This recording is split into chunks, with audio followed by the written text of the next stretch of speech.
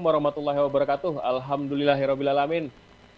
Detikers, kita berjumpa di acara yang berbahagia ini. Assalamualaikum Detikers, dan sore hari ini menjelang berbuka puasa di hari ke-26 Ramadan, kita mendapatkan keistimewaan karena guru kita jauh-jauh dari Pekanbaru akan bersama kita sore hari ini untuk berbincang terkait dengan amalan 10 hari terakhir Ramadan. Ini pasti ditunggu-tunggu oleh para Detikers sekalian, dan sekaligus saya akan memperkenalkan narasumber kita pada sore hari ini. Istimewa sekali, Ustadz Abdul Somad bersama kita di detik.com untuk membicarakan amalan 10 hari terakhir Ramadan. Assalamualaikum warahmatullahi wabarakatuh, Ustadz. Waalaikumsalam warahmatullahi wabarakatuh. Sehat, Ustadz? Alhamdulillah, semoga semua Detikers, sahabat-sahabat di detik.com sehat. Baik. Ini kita sudah masuk ke hari 26, dan malam hari nanti adalah malam ke-27. Banyak sekali amalan yang harus kita laksanakan karena kan malam-malam ganjil begitu istimewa di Ramadan. Dan apa saja selain menunggu malam Lailatul Qadar, 10 hari terakhir akan kita manfaatkan untuk apa, dan bagaimana kita memanfaatkan waktu-waktu istimewa ini. Silakan. Saya berikan kesempatan untuk Ustadz Abdul Somad menyampaikan paparannya. Barangkali setelah itu kita akan berbincang untuk mendengarkan pertanyaan-pertanyaan dari para Detikers. Silakan, Ustadz. Baik, terima kasih. Saya langsung saja teknisnya. Tidak pada motivasi, dalil, segala macam. Langsung ke teknisnya. Pertama, sholat qobliyah isya.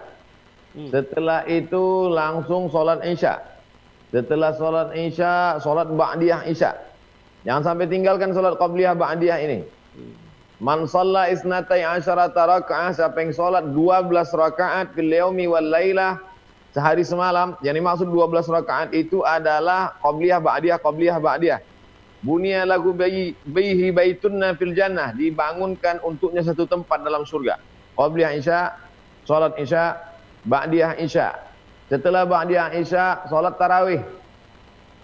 Kalau sanggup satu tarawih satu malam itu 1 juz. Usahakan. Kalau tidak sanggup, biasa sesuai kemampuan ayat-ayat yang biasa saja. Tarawih. Setelah sholat tarawih, sholat witir. Setelah sholat witir, baca Quran. Dibagi kalau bisa, khatamnya. Ulama-ulama dulu tuh membagi, ada yang khatamnya dalam sholat, ada yang khatamnya di luar sholat. Yang belum bisa baca Quran, usahakan baca Iqra, belajar baca Quran. Ada barokah belajar di bulan Ramadan ini. Lalu kemudian setelah itu zikir, istighfar, memperbanyak salawat. Setelah itu, jadi kalau di total start jam 8, insya Allah jam 9 atau 9.30 clear. Dari mulai qobliyah isya, sholat isya, ba'diyah isya, sholat tarawih, sholat witir, baca Quran, zikir. Habis. Duduk-duduk dulu, buka-buka detik.com dulu, habis itu sampai jam 10, tidur. Jangan lama-lama. Tidur jam 10, supaya nanti mudah bangun malam. 11, 12, 1, 2, 4 jam, cukup. Itu sudah full. Tidur yang paling bagus, berkualitas adalah di awal malam. Makanya Nabi itu tidurnya setelah isya. Tidur berkualitas. Walaupun kita banyak tidur siang, tidur di siang 10 jam, tidur malam itu beda, badan lemas. Karena dia bukan masalah jamnya, tapi masalah kualitasnya. Maka tidur di awal malam itu afdal. Jadi tidur jam 10, 11, 12, 1, 2, jam 2 bangun. Nah, bangun mulai isi lagi. Pertama bangun itu adalah sholat sunat wudhu. Sholat sunat wudhu ini keutamaannya Nabi memanggil Bilal, sami itu dafana alaika bayna yadayya fil jannah. Aku dengar suara gesekan sendalmu dalam surga. Kresek. Apa amalmu hai Bilal? Ternyata Bilal amalannya sholat sunat setelah wudhu. Bagi yang pakai usolli sunnatal wudhu. Saya sholat sunat wudhu 2 rakaat. Bagi yang nggak mau melafalkan niat dalam hati saja. Allahu Akbar. Ayatnya bebas, terserah. Sholat sunat wudhu. Habis sholat sunat wudhu, sholat sunat taubat. Karena kita ini banyak dosa, banyak silap, banyak salah. Namin muslimin yuzini dzamban. Ada orang yang silap salah buat dosa. Summa yatatahhar, berwudu, mandi. Kalau mandi wajib atau mandi sunat atau wudu atau nggak bisa tayamum, sholat sunat 2 rakaat. Sholat sunat taubat. Setelah itu sholat sunat hajat. Banyak hajat-hajat kita kepada Allah, terutama hajat supaya corona ini diangkat, maka sholat sunat hajat 2 rakaat. Habis itu baru sholat sunat tahajud. Sholat sunat tahajud nggak ada batasan rakaat, bebas sebanyak-banyaknya.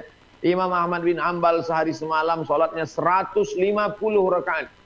Ketika dia sudah kena masuk penjara, disiksa, kakinya lemah, 150 rakaat.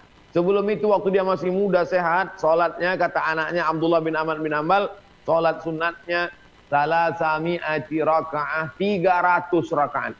Jadi sholat sunat kita berapa? Nah, ini malam 27 ini, malam utama, malam ganjil, gas banyak-banyak ibadah. Sholat sunat dulu, sholat sunat taubat, sholat sunat hajat, sholat sunat tahajud. Nggak usah witir lagi. Karena tadi sudah witir habis tarawih. La witrani fi lailatin, nggak boleh 2 kali witir dalam semalam. Witir pilihannya cuma 2. Setelah tarawih di awal malam atau penutup tahajud di akhir malam. Kalau sudah witir tadi habis tarawih, jangan witir lagi nanti tengah malam. Habis itu kemudian lanjutkan bacaan Quran yang belum selesai. Yang masih belajar Iqra, lanjutkan belajar ngajinya. Lalu setelah itu kemudian berzikir, banyak istighfar, menunggu sahur. Habis itu makan sahur. Habis makan sahur, menjelang sirine imsak, bagus memperbanyak istighfar. Dalam Quran disebut, A'udzubillahi minasyaitonirrajim wa bil ashari hum yastaghfirun. Pada waktu sahur banyak istighfar. Astaghfirullahaladzim alladzi la ilaha illa huwal hayyul qayyum wa atubu ilaih. 100 kali bagus, 1000 kali mantap. Ja'alallah, apa balasannya? Memangnya kalau saya istighfar saya dapat apa? Ja'alallahu lahu min kulli dhiqin makhraja. Segala kesempitannya diberikan kelapangan. Wa min kulli hammin faraja. Segala kesulitannya diberikan solusi. Wa razaqahu min haitsu la yahtasib. Diberi rezeki dari yang tidak disangka-sangka. Lalu kemudian Allah berjanji, wa ma kana Allahu liyu'adzibahum wa anta fihim wa ma kana Allahu mu'adzibahum wa hum yastaghfirun. Allah tidak akan mengazab kamu kalau kamu banyak beristighfar. Lalu kemudian melanjutkan banyak-banyak salawat. Allahumma sholli ala sayyidina Muhammad wa ala ali sayyidina Muhammad. Man shalla alayya salatan, siapa yang berselawat 1 kali, sallallahu alaihi biha asyra, Allah balas 10 kebaikan. Wa utan anhu asyra sayyi'at, ditutupi 10 dosa kesalahan. Wa rufi'an lahu asyra darajat, dinaikkan 10 derajat tingkatan kemuliaan. Sampailah sirine imsak, azan subuh. Jangan lupa qabliyah subuh. Raka'atul fajri khairum minad dunya wa ma fiha. Qabliyah subuh lebih baik daripada dunia dan seisinya. Qabliyah subuh 2 rakaat.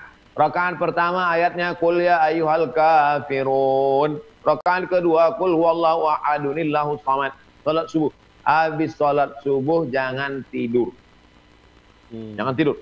Habis salat subuh zikir sampai terbit matahari.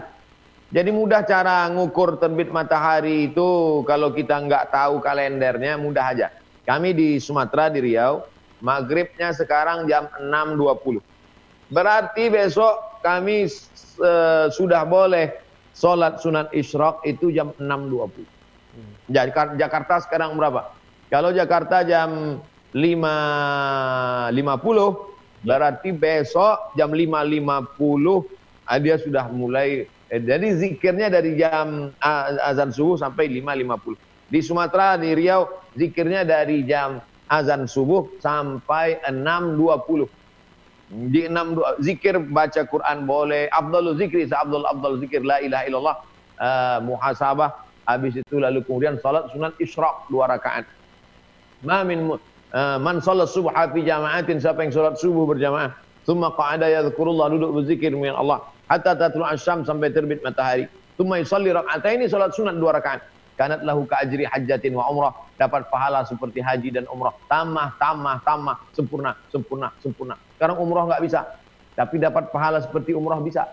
Nah, ini bukan satu jalan ke Roma, bukan satu jalan menuju mengambil amal-amal soleh. Nah, inilah sudah saya urutkan dari mulai tarawih sampai terbit matahari.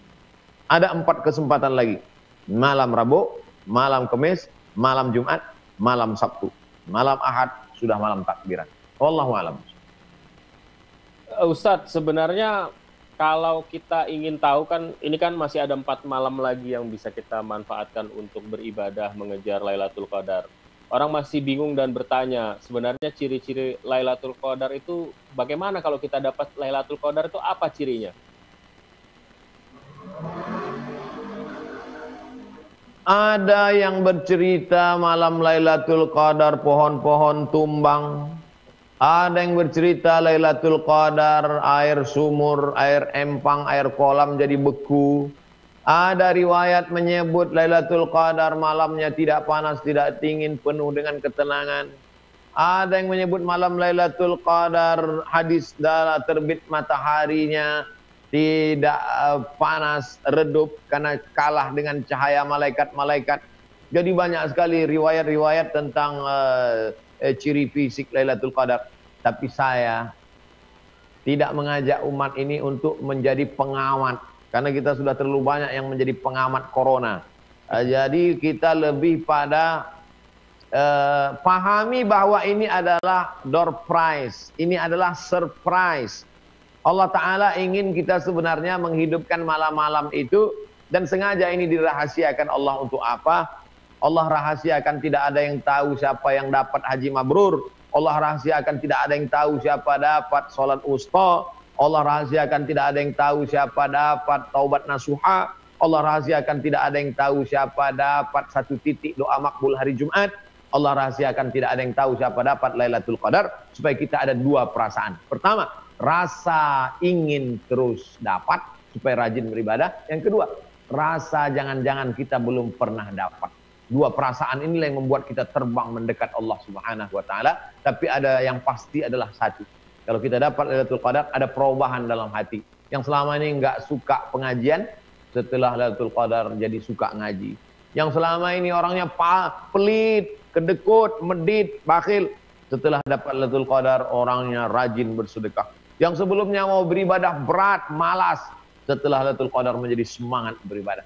Insya Allah semua detikers setelah Lailatul Qadar ini hatinya menjadi lembut, mudah beribadah, mudah menerima hidayah. Amin ya rabbal alamin. Amin. Hikmahnya sebenarnya apa, Ustadz? Lailatul Qadar itu kalau fisiknya tidak bisa diterka, kemudian waktunya juga tidak bisa diterka. Hikmah dari itu sebenarnya apa yang paling utama? Ketika itu Nabi Muhammad SAW bercerita tentang 4 orang dari kalangan Bani Israel, umat Nabi Musa alaihissalam. Mereka ini umurnya panjang. Nabi-nabi sebelumnya itu umurnya panjang. Bahkan Nabi Nuh 950 tahun. 1000 tahun kurang 50. Bayangkan. Sedangkan kita, umur umatku kata Nabi, baina sittin wa sab'in. Umurnya pendek, tidurnya panjang. Badannya kecil, nafsunya besar. Ibadahnya sedikit, hartanya sedikit. Dulu Qarun itu membawakan kuncinya saja. Algojo nggak sanggup mikul kuncinya.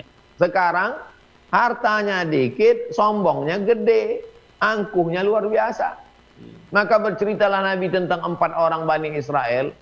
Malamnya qiyamul lail nggak tidur, siangnya jihad fisabilillah, umurnya 80 tahun, la ya'sunallah tarfata ainin, nggak pernah buat maksiat walau sekedip mata. Akhirnya mendengar cerita itu semua sahabat Nabi ngedrop down. Nggak ada apa-apanya kita. Turunlah ayat.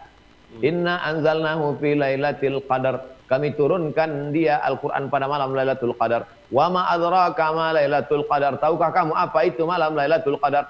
Lailatul Qadri khairum min alfi syahri. Kalau kamu dapat beramal di malam itu, lebih mulia daripada yang 80 tahun tadi. Nggak ada apa-apanya karena kamu dapatnya tiap tahun. Jadi jangan bersedih hati, karena kita umat paling belakang, umur paling pendek, waktu paling minim, tapi amalnya justru paling banyak. Jadi kalau 1 tahun dia dapat Lailatul Qadar 80, 10 tahun dapat 800 tahun, maka amal dia umur pendek 63 tahun, tapi amalnya lebih banyak daripada amal umat Nabi Musa, umat Nabi Nuh alaihissalam. Ini adalah salah satu kelebihan umat Muhammad sallallahu alaihi wasallam. Tapi di balik itu semua, yang dapat kita pahami adalah ini bulan motivasi mendidik supaya kita bangun malam terus. Bangun malam ini susah. Ya. Tapi kalau sudah dididik, Allah bisa karena biasa. Dibiasakan bangun malam, dibiasakan bangun malam. Orang pasti bangun malam. Kau bangun nggak malam? Kan bangun. Kenapa? Takut nggak sahur, takut haus, nggak makan, nggak minum. Maka jangan cuma bangun malam. Bangun malam Yang selama ini cuma bangun malam sahur, bangun malam tahajud. Yang cuma bisa 2 rakaat juga nggak apa-apa. Nah, paling tidak untuk membiasakan diri 4 malam ini paling tidak. Jangan cuma bangun malam sahur tidur, bangun malam sahur, apalagi cuma bangun malam kencing. Oh, nah. Kalau istirahatnya hanya 4 jam, apakah cukup Ustadz? Atau ada waktu-waktu lain yang bisa kita manfaatkan untuk tidur? Seperti Ustadz bilang, itu kita banyak tidurnya nih soalnya.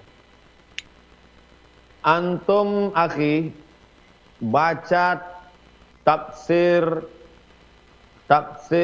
Al-Maraghi namanya. Tafsir Al-Maraghi panjang. Itu penulisnya ketika menulis tafsir Al-Maraghi itu, dia cerita, saya ketika menulis tafsir Al-Maraghi ini selama 10 tahun, tidur saya cuma 4 jam. Tidur 4 jam, nulis tafsir, ceramahnya full, nulis buku, aktivitas. Jadi kita terlalu terpaku dengan tidur nih. Saya mesti tidur. Kalau enggak tidur, etos kerja kurang. Akhirnya tidur. Malah yang dihafal hadis tidur. Kok kenapa tidur aja? Tidurnya orang ibadah. Tidurnya orang puasa adalah ibadah. Imam Nawawi itu tidurnya, Imam Nawawi kitab fikihnya besar-besar. Raudhatul Talibin wa Umdatul Muftin, Al-Majmu' Syarah Muhadzab, semeter semua, panjang-panjang. Imam Nawawi itu nulis, ketika nulis tertidur, habis itu bangun lagi, lanjut lagi. Jadi oleh sebab itu tidur ini betul bagus, tapi terlalu banyak tidur. Oleh sebab itu Nabi itu tidurnya dikit, makannya dikit. Tidur yang paling berkualitas habis Isya, lalu kemudian ada namanya qailulah. Qailulah itu sesaat sebelum zuhur atau setelah zuhur. Sebelum zuhur, qailulah dulu atau setelah zuhur. Jangan tidur pagi. Beberapa dokter sahabat saya ngasih tahu efek tidur pagi habis subuh itu bisa stroke ringan menurut medis. Oleh sebab itu maka biarkan dulu terbit matahari, habis itu baru istirahat. Tidur ringan sebelum atau sesudah zuhur itu berapa lama tidur ringan itu? 2 jam, 3 jam? 1 jam. 1 jam. Oke. Ya, itu full. Qailulah namanya. Baik. Ustadz, ini kita sekarang beralih ke Detikers. Sudah banyak Detikers yang menyampaikan pertanyaan-pertanyaannya. Yang pertama, Farah M. Tajudin. Banyak berita di sosmed tentang prediksi Lailatul Qadar. Salah satunya ditulis dalam kitab In'atut Tolibin yang mengatakan jika awal Ramadan hari Jumat, maka Lailatul Qadar jatuh pada malam 27. Benar nggak Ustadz? Pendapat ulama tentang kapan malam Lailatul Qadar itu kalau dikumpulkan beratus-ratus. Semuanya prediksi. Dan ulama itu berijtihad mereka melalui ilmu dan ilham. Ada yang bersifat empiris, ada yang bersifat intuisi. Jadi kita terima ijtihad Imam Bakri Syatta, penulis I'anatul Talibin itu. Kalau hari ini Lailatul Qadarnya malam segigi kan. Kalau ini kita ikuti saja. Tapi jangan bertumpu pada itu lalu malam 27 ini saja. Malam yang lain tidak. Karena substansi makna tujuan dari dirahasiakan Lailatul Qadar supaya kita menghidupkan malam-malam itu. Buka tafsir Ibnu Katsir, ada pendapat yang mengatakan malam pertama, ada yang pendapat mengatakan malam ketiga, ada pendapat mengatakan malam kelima, ada pendapat mengatakan malam ke-9, ada pendapat mengatakan malam ke-17, ada pendapat 10 terakhir Ramadan. Nah, jadi itu semua adalah kekayaan khazanah keilmuan dalam Islam, ijtihad, dan kita tangkap substansi maknanya, bagaimana kita terus semangat beribadah dan isi semua malam-malam Ramadan ini. Allahu a'lam. Baik. Kemudian selanjutnya nih dari panjang-panjang namanya nih, dari Zayanah Pulungan. Ustadz, saya mau bertanya, amalan serta zikir apa yang paling baik di 10 terakhir Ramadan ini? Tadi saya sudah sebutkan amalan detailnya dari mulai Qobliyah Isya sampai terbit matahari. Nah, itu tadi. Tonton dari awal. Adapun zikir, zikir banyak, tapi saya kasih zikir utama 5. Yang pertama istighfar. Yang kedua salawat. Yang ketiga subhanallah wa bihamdihi subhanallahil azim, subhanallah wa bihamdihi subhanallahil azim. Yang keempat afdhaluz zikri la ilaha illallah. Seabdal zikir adalah la ilaha illallah. Jumlahnya terserah berapa.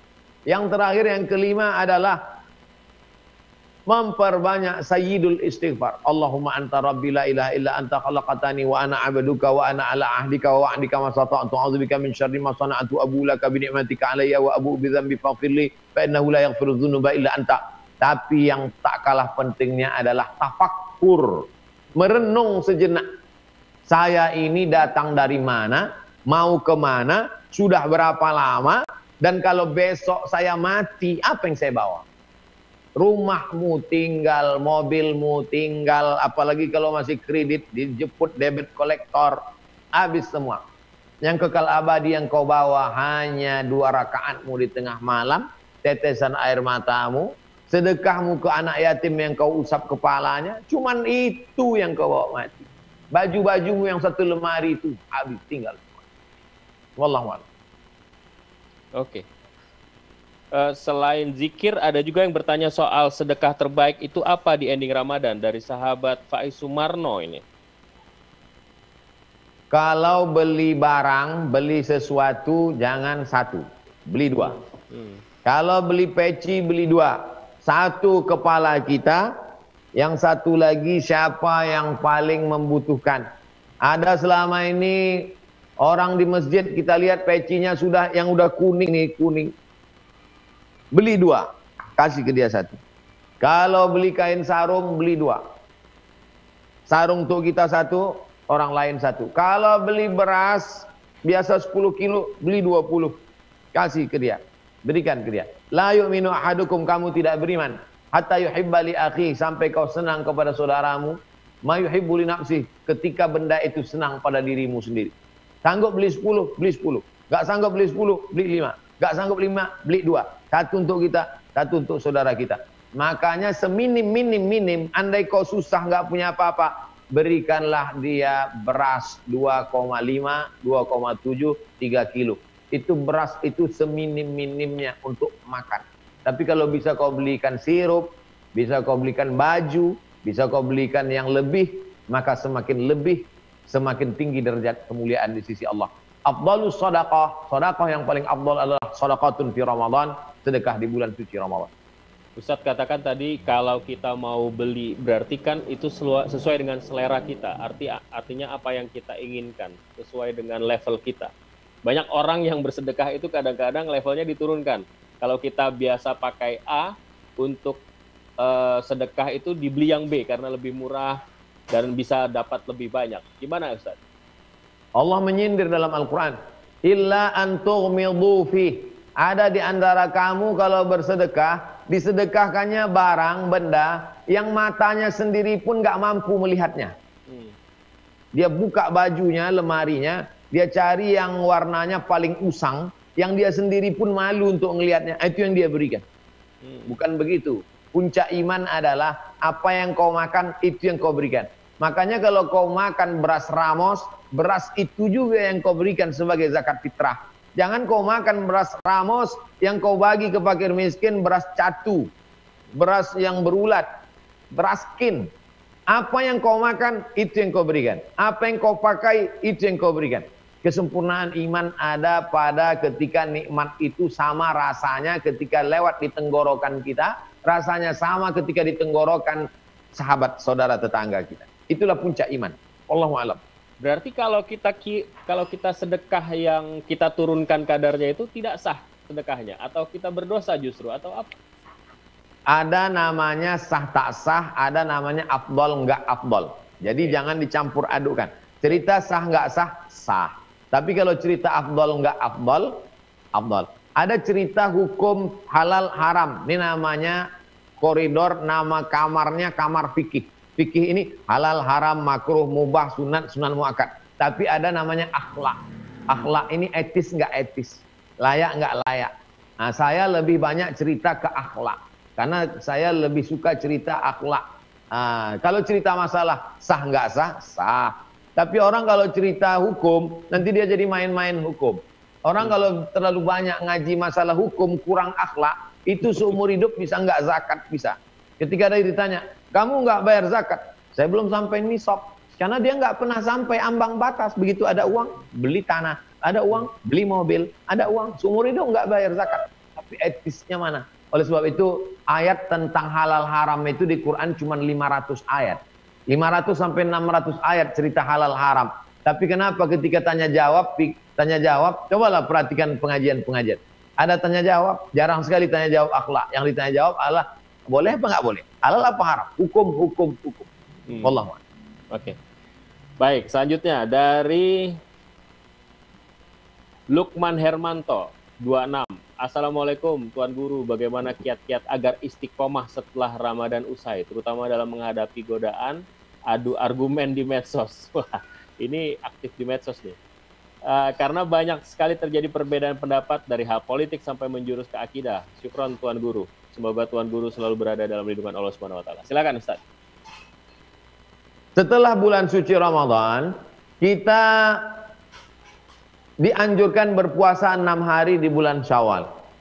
Apa substansi makna puasa 6 hari di bulan Syawal itu? Tujuannya supaya menjaga, melestarikan nilai-nilai Ramadan. Makanya nanti kita hari pertama, kedua, ketiga, keempat, kelima, insya Allah kita udah bisa start pada hari Kamis. Insya Allah Idul Fitri Ahad, Senin, Selasa, Rabu, Kamis, hari Kamis nanti sudah mulai puasa sunat Syawal. Hari Senin mungkin kuih masih banyak, opor masih segar, ketupat masih oke, nggak bisa Senin, Selasa, Rabu, Kamis sudah. Jadi nilai-nilai Ramadan, karena banyak orang keluar Ramadan ini seperti kuda lepas kandang, bawanya melompat saja. Oleh sebab itu mesti dikawal dulu. Itulah manfaat dari puasa 6. Man shoma Ramadan, siapa yang puasa Ramadan, summa atba'ahu sittan min Syawal, diiringi 6 hari di bulan Syawal, karena kasiyamid dahri, sama seperti puasa setahun. Jadi pertama, ikuti sunnah Rasulullah. Yang kedua, sering-sering lihat orang sakit. Coba usahakan nanti lihat orang sakit. Di situ kita akan tahu betapa nikmat yang kita terima ini besar. Kemarin di pom bensin, habis ngisi minyak, saya mau keluar pintu pom bensin, ngelihat satu sahabat kita tunanetra, megang kerupuk 10 bungkus. Saya turun, saya tanya, Bapak tinggal di mana? Saya tinggal di Panam, lebih kurang 5 km dari pom bensin. Anak berapa? 3. Kerupuk ini sebungkus berapa? Yang ini 15.000, yang ini 20.000. Sudah berapa lama dagang ini? Panjang kami cerita. Jadi tolong, jangan mata ini cuma ngelihat ke atas saja. Kalau dipandang ke atas ini, kita nggak pernah bersyukur. Nggak akan pernah merasa nikmat hidup ini. Selalu kurang. Lau kana libni Adam wadiyan min zahab. Kalau manusia ini punya lembah dari emas semua, apakah cukup? Enggak cukup. Latamanna yakuna lahu wadiyan akhar. Dia akan minta lagi. Dunia ini seperti air garam, maka sering-sering lihat ke bawah, sering-sering ke panti asuhan. Ini selama Ramadan pernah nggak buka puasa sama anak yatim? Masih ada kesempatan 4 kali lagi. Ini selama Ramadan pernah nggak ke panti jompo? Ini selama Ramadan pernah nggak makan sama fakir miskin? Jangan jawab dengan lisan, jawab dengan action, perbuatan. Ya, bawa anak keluarga, buka bersama ke panti asuhan, ke panti jompo, lihat kulit jompo itu. Kemudian kalau mau istiqomah, sering-sering lihat orang mati, buka penutup wajahnya, lihat mana kumis melintang dulu, mana itu yang kaya mobil mewah megah, mana tinggal semuanya. Habis sunyi di tengah keramaian, ramai hiruk pikuk tapi sunyi di tengah keramaian. Itulah akhir dari kehidupan ini. Oleh sebab itu, mesti sering-sering ke sana. Hidup ini seperti gas. Kalau nggak ada remnya, kita akan nabrak macam-macam. Rem-remnya itu adalah sakit, mati, itu rem semuanya. Wallahu a'lam. Baik. Kita lanjut Ustadz. Dari Dauni Riza. Pak Ustadz, saya mau bertanya mengenai zakat fitrah. Jika ada 2 anak laki-laki sudah berusia kuliah, yang mana orang tuanya bercerai dan anak tersebut ikut sama ibunya. Siapa yang memiliki tanggungan untuk zakat fitrah anak tersebut? Dan apabila si ibunya telah menikah lagi, siapa yang memiliki tanggung jawab membayar zakat fitrah untuk anak tersebut? Ayah kandungnya, ibu kandungnya, atau ayah tirinya? Wali bertanggung jawab terhadap saya wali. Siapa yang saya bayarkan zakat fitrahnya? Orang yang wajib saya nafkahi. Anak saya, istri saya, orang tua saya kalau tidak mampu, mertua saya kalau tidak mampu. Maka anak ini kita nafkahi sampai kapan-kapan. Kecuali kalau dia sudah kerja, sudah mampu. Dalam kasus tadi, ayah kandungnya. Dia punya ayah kandung. Kalau ayah kandungnya meninggal, ayah kandungnya punya wali itu, wali. Wali bagi perempuan yang menikahkan, yang mengurus. Wali bagi laki-laki, dia punya wali. Wali di situ adalah, wali artinya yang mengurus urusannya. Saya mengurus urusan. Oleh sebab itu ayah kandungnya, kalau ayah kandungnya nggak ada, keluarga dari ayahnya. Kalau dia miskin, ayahnya nggak ada, dia miskin, dia tidak bayar zakat fitrah. Justru dia nerima zakat fitrah. Itu hebatnya Islam. Islam itu dari yang tertinggi bisa jatuh dari yang terbawah. Nggak ada kata nol. Dari tertinggi memberi zakat fitrah, saya susah Pak Ustadz. Karena kamu susah, kamu menerima zakat fitrah. Tapi jangan lupa, menerima zakat fitrah sore Sabtu. Karena kita umumkan, ini orang nerima zakat fitrah sore Sabtu. Sore Sabtu dia nerima zakat fitrah. Datanglah beras 3 kilo, 3 kilo, 3 kilo, 3 kilo, 3 kilo. Pas tengah malam nanti malam Ahad, dia bisa jadi wajib bayar zakat fitrah. Kenapa? Karena ketika beras dia jadi 3 goni, 1 goni, dia wajib bayar zakat fitrah sebelum khotib naik mimbar Ahad pagi. Jadi jangan sangka semua yang fakir miskin malam Ahad waktu maghrib itu terus miskin. Enggak. Bisa jadi malam Ahad itu jadi orang mampu. Habis sholat subuh ternyata beras dia banyak. Dia tetap wajib bayar zakat fitrah sampai khotib naik mimbar. Khotib naik mimbar, game is over, selesai. Baik. Ustadz, ini barangkali pertanyaan terakhir. Karena waktu kita tidak banyak-banyak. Ustadz punya kesibukan yang lain, pasti kami tidak akan mengganggu. Dari Rudi Hartono, pertanyaan terakhir, Al-Quran itu diturunkan ketika malam Lailatul Qadar sesuai surat Al-Qadar atau tanggal 17 Ramadan. Bagaimana penjelasannya, Ustaz? Buka tafsir Ibnu Katsir. Sudah diterjemah bahasa Indonesia. Namanya tafsir Ibnu Katsir. Toko buku terdekat. Buka surat Al-Qadar, juz 30. Inna anzalnahu fi lailatul qadar. Di situ dijelaskan kapan turunnya Al-Quran. Ada pendapat mengatakan malam pertama Ramadan. Ada pendapat mengatakan malam ketiga Ramadan. Ada pendapat mengatakan malam sekian Ramadan. Ada pendapat mengatakan malam 17 Ramadan. Itulah yang dipakai oleh orang Indonesia. Apa dalilnya yang mengatakan malam 17 Ramadan? Yaumal Furqani yaumal taqal jam'an. Ketika bertemu dua pasukan besar bertemu itu pada tanggal 17 Ramadan, hari Jumat tahun kedua Hijrah, disebut dengan Perang Badar Al-Kubra. Itulah dalil yang mengatakan 17. Republik Indonesia mengambil pendapat ini karena ini pendapat Imam Syafi'i. Orang Indonesia ngaku mazhab Syafi'i, dia ambil pendapat ini. Maka diadakanlah malam nuzul Qur'annya di Istiqlal malam 17 Ramadan. Dulu begitu. Lalu kemudian pendapat di Mesir ngambil pendapat yang 27 Ramadan. Presiden Husni Mubarak memberikan Nobel Lailatul Qadar. Penyerahan hadiah kepada juara musabaqah Lailatul Qadar. Malam 27. Kenapa? Karena Mesir pilih pendapat yang menyebutkan malam 27. Lalu sebetulnya malam keberapa turunnya itu?